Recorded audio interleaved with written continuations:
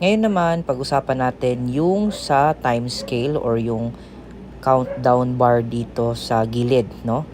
How to turn it on. Okay, so since ito walang countdown timer, gagawin mo, punta ka sa settings, tapos punta ka sa charts, tapos i-on mo yan. Okay, countdown to bar close. Tapos back ka ulit, tapos may kita mo na.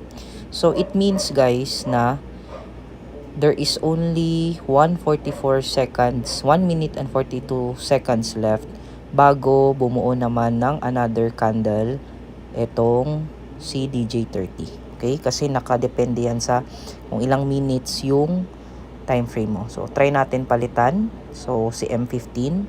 So, nakita nyo, nagbabago siya kasi it will take another 11 minutes na mabuo na naman itong candlestick na to, na ongoing. Okay?